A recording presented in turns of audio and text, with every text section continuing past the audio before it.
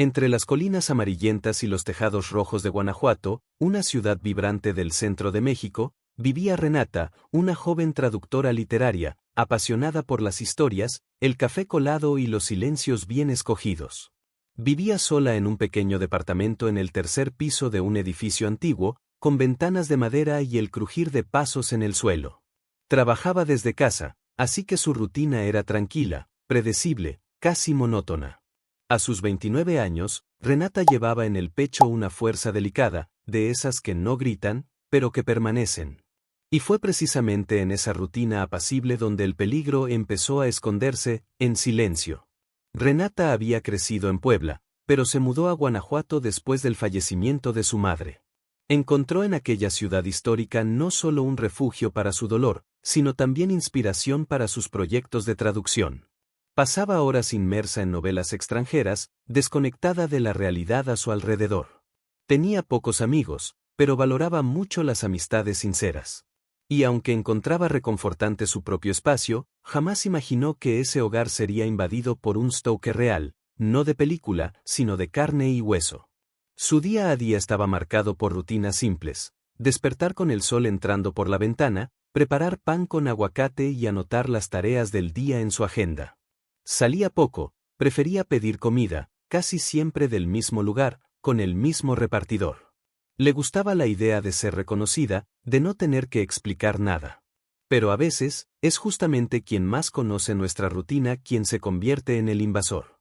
Y Renata lo entendería demasiado tarde. Ella no lo notaba, pero había miradas sobre ella. Una sombra que se movía en los rincones de su vida cotidiana. ¿Y sabes qué es lo más aterrador? Que esas presencias no llegan gritando. Se instalan en las grietas, en un ascensor que tarda en cerrar, en un timbre que suena sin respuesta, o en el leve clic de una perilla. El miedo no llega como un monstruo, llega disfrazado de normalidad. Era como si el drama de la vida real se acercara con pasos suaves, pero certeros. En el edificio antiguo, los vecinos casi no se hablaban. El portero estaba ausente y la puerta de entrada a menudo quedaba sin llave. Renata ya había pensado en mudarse, pero siempre postergaba la decisión. Al fin y al cabo, el alquiler era barato, y mudarse implicaba esfuerzo. Y fue esa falsa sensación de seguridad la que permitió que el peligro entrara por la puerta principal, y se instalara justo ahí, debajo de su cama, sin que ella sospechara. Una vez, le comentó a una amiga, en tono de broma: «Imagina que un día descubro que alguien vive conmigo sin que yo sepa». Rieron, claro. Reír es lo que queda cuando lo imposible parece demasiado absurdo para ser verdad. Pero ahí, sin saberlo, Renata ya sentía una incomodidad sutil.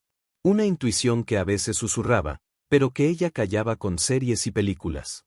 No tenía idea de que el invasor ya la observaba cada noche, como un Stoker invisible en su propio hogar.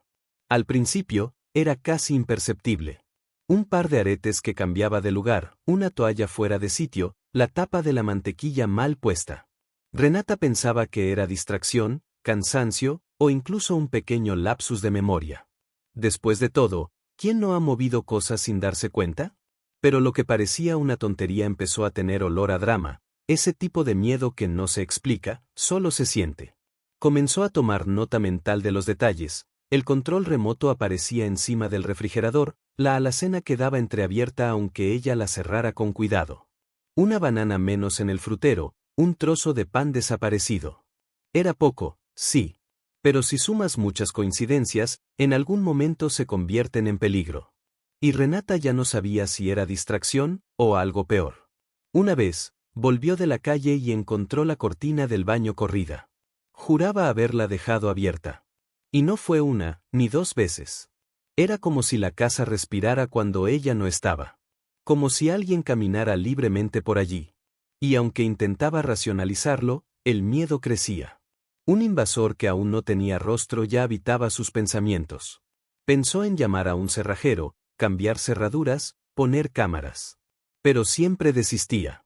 Pensaba que era una exageración, que estaba siendo paranoica. Pero el Stoker no actúa como un ladrón común. No quiere llevarse nada, quiere quedarse. Es una presencia sutil, una energía que cambia el aire del ambiente. Y cuando te das cuenta, ya es demasiado tarde. Un domingo por la mañana, se despertó con la sensación de que había alguien en la sala. Un ruido bajo, como algo moviéndose.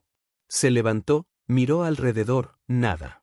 Pero la puerta del balcón estaba abierta de par en par, y ella nunca dormía con ella abierta. A partir de entonces, empezó a dormir con la puerta de su habitación cerrada con llave, a pesar de estar sola. Instaló una alarma barata, compró un gas pimienta y dejó una tijera en el cajón de su buró. Medidas pequeñas, pero que revelaban cuánto el miedo ya se había vuelto un hábito. ¿Y lo más curioso? Nadie le creía.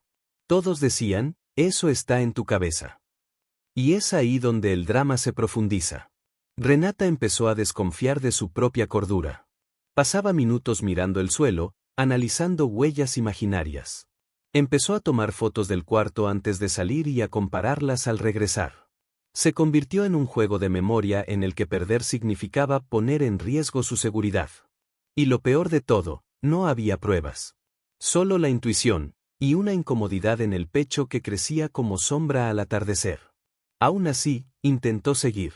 Continuó trabajando, sonriendo cuando recibía mensajes de amigos, fingiendo que todo estaba bien. Pero su mente ya no descansaba. Su corazón se aceleraba por cosas pequeñas, un ruido de puerta, un crujido en la pared, un clic del interruptor. El Stoke aún no se había mostrado, pero ya vivía dentro de ella. Y lo que ocurrió a la mañana siguiente, por fin, eliminó cualquier duda de que aquello era real. Era un lunes como cualquier otro. El despertador sonó a las 7, y Renata despertó con esa pereza leve de quien no quiere salir de la cama. Pero algo estaba distinto. Había un sobre encima de la almohada de al lado, un sobre que no recordaba haber dejado allí. Y fue entonces cuando el miedo empezó a tomar forma física, como si el drama que hasta entonces solo sospechaba decidiera presentarse sin máscaras. Con las manos temblorosas, abrió el sobre. Dentro había 3 fotos impresas. En ellas, su rostro aparecía en primer plano, dormida, con la luz de la lámpara encendida, tal como estaba la noche anterior. Eran fotos recientes. Muy recientes. La textura del papel aún olía a revelado. Era imposible negarlo, alguien había entrado en su habitación esa noche y la había observado mientras dormía. Un Stoke que ya no quería solo mirar, quería ser visto. Por un instante, quiso creer que era una broma. ¿Algún amigo con humor retorcido, tal vez? ¿Pero quién tenía la llave? ¿Quién podría entrar, sacar fotos tan cercanas sin que ella se diera cuenta? ¿Y por qué hacerlo? Las preguntas se atropellaban en su mente. El invasor no solo existía, ahora dejaba pruebas. Y esas pruebas gritaban, no está sola. Renata corrió por la casa. Revisó las ventanas, miró debajo del sofá, abrió los armarios. Todo parecía estar en su sitio. La puerta principal estaba cerrada con llave, como siempre. Y eso era lo más perturbador. Porque si no había señales de entrada forzada, entonces él tenía la llave. O estaba dentro. En algún lugar. El peligro ya no era una sospecha. Era concreto. Era presente. Y estaba cerca.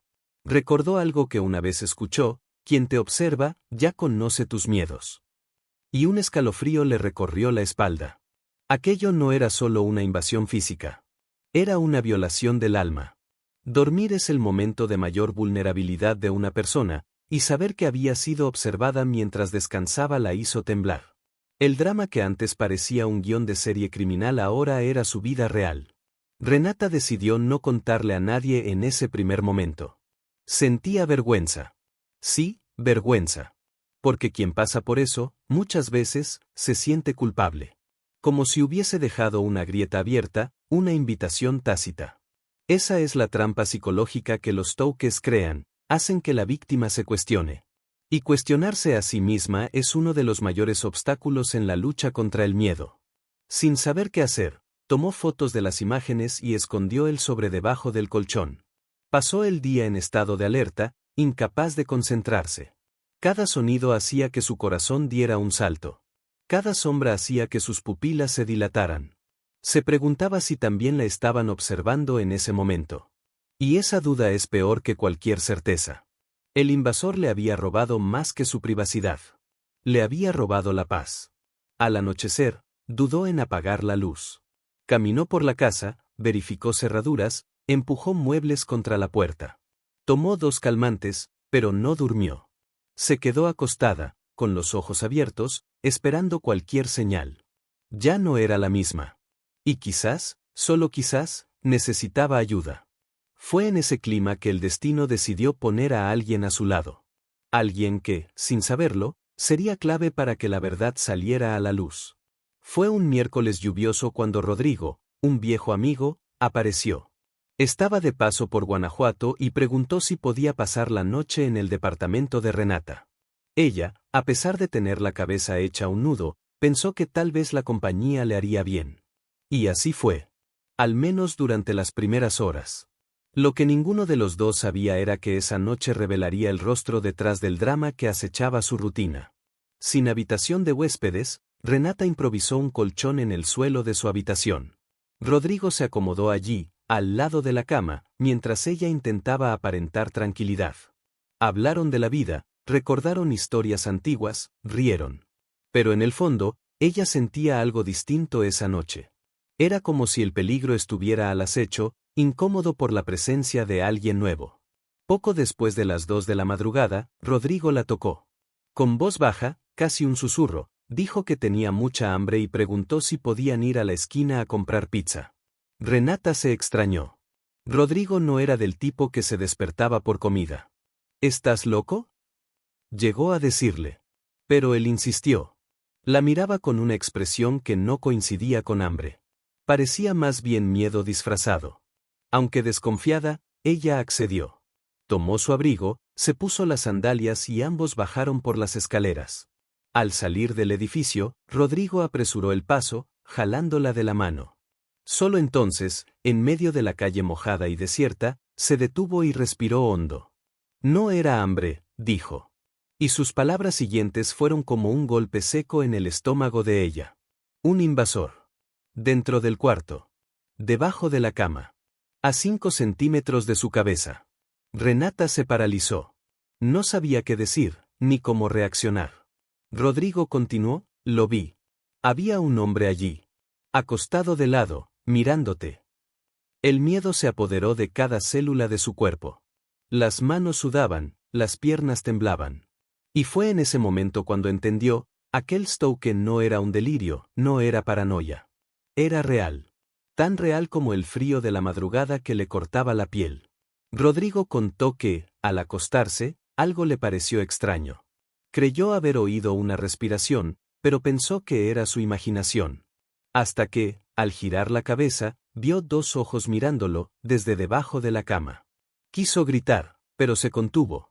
Sabía que un movimiento en falso podría ponerlos a ambos en peligro. El hambre fue el disfraz más rápido que logró inventar para sacarla de ahí sin levantar sospechas. Afuera, temblando, Renata llamó a la policía. Dio la dirección, pidió urgencia.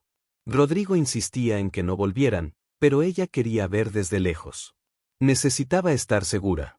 Mientras esperaban la patrulla, temblaba tanto que apenas podía sostener el celular. Lo que pensaba en ese momento no era, ¿por qué me está pasando esto?, sino, ¿desde cuándo me está pasando esto? El drama ahora era una herida abierta. Se escondieron detrás de un auto estacionado, desde donde podían observar la entrada del edificio. Las luces de la policía se reflejaban en los adoquines mojados.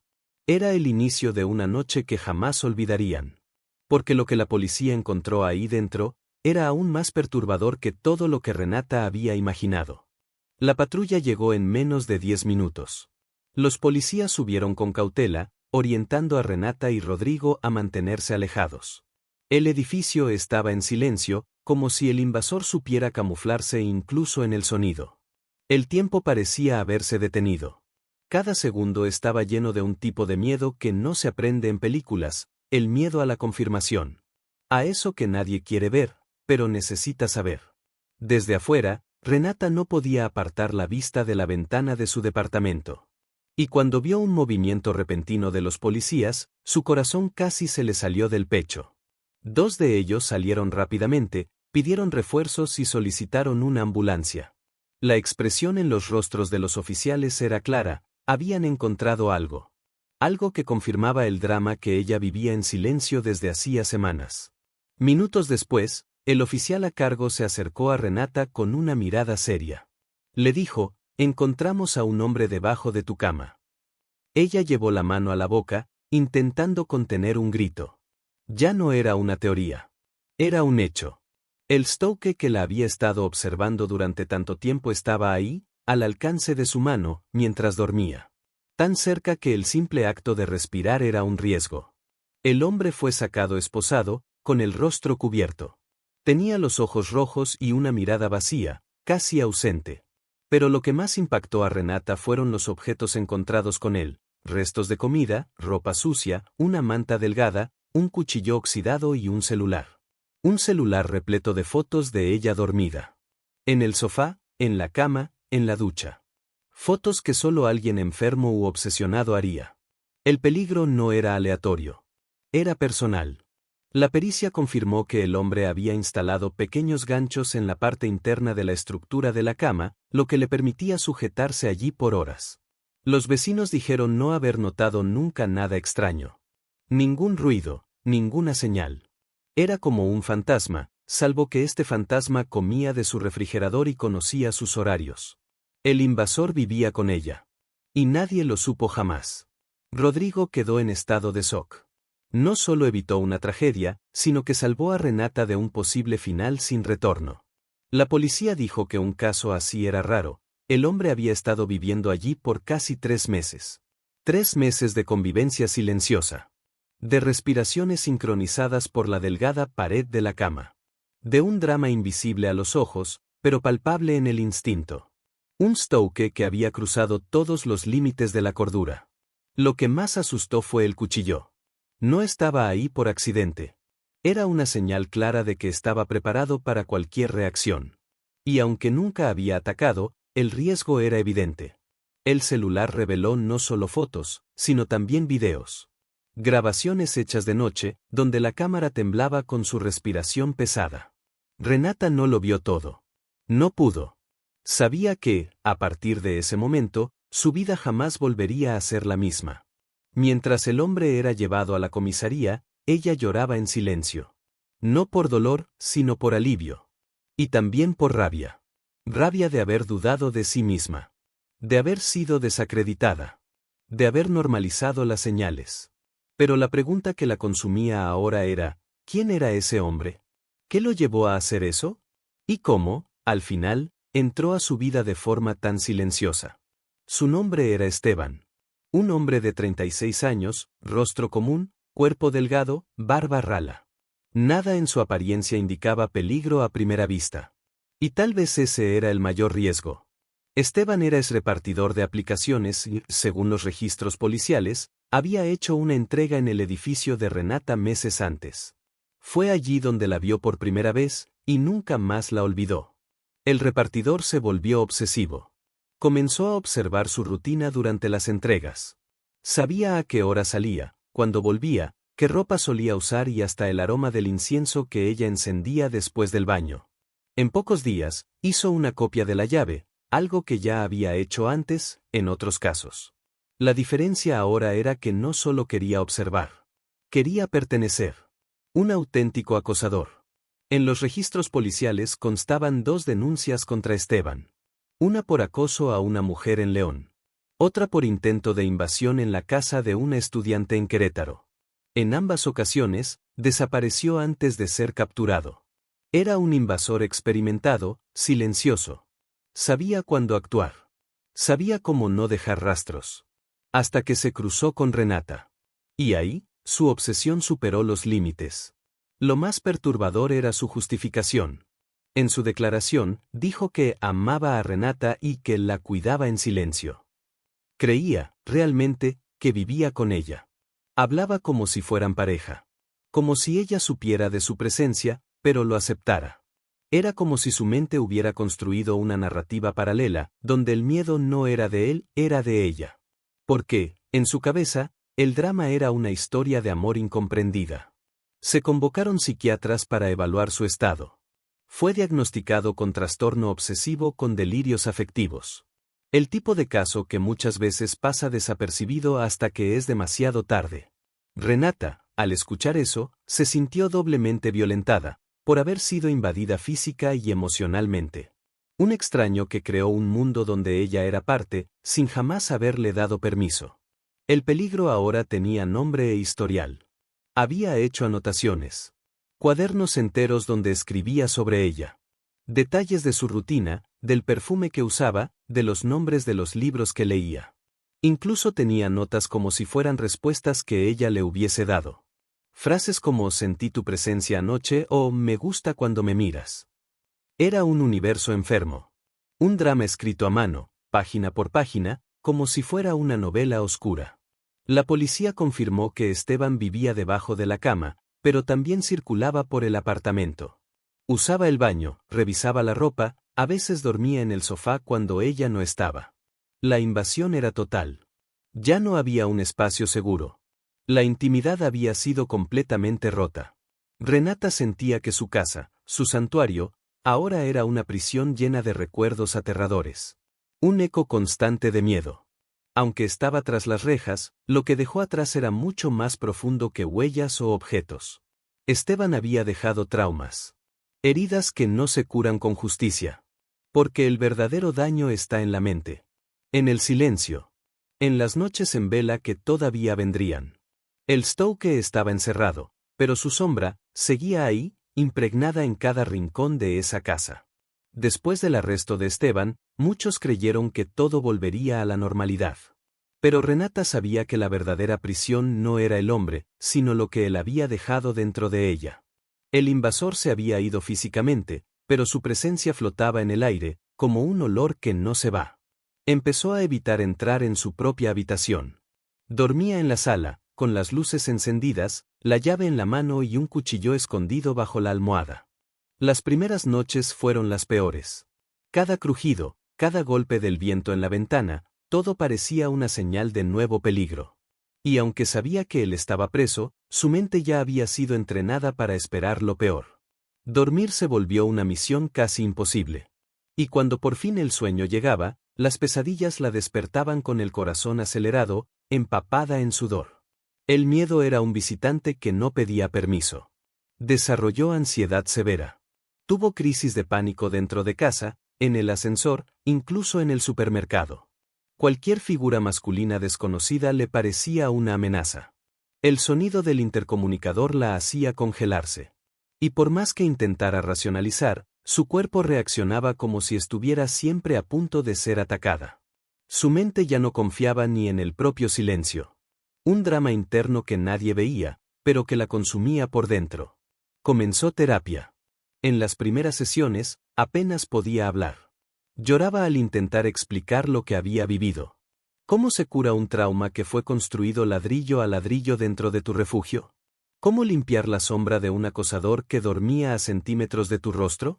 Intentó cambiar los muebles del lugar. Pintó las paredes. Donó ropa. Pero nada parecía suficiente. Era como si cada objeto hubiera absorbido parte del drama. El apartamento, antes lleno de buenos recuerdos, ahora parecía un museo de la invasión. La terapeuta le sugirió, ¿y si te mudaras? La idea sonaba absurda, hasta que tuvo sentido. Y aunque le doliera, Renata decidió irse de allí. La historia de hoy termina aquí, pero no te vayas sin suscribirte y dejar tu like. Gracias y hasta la próxima.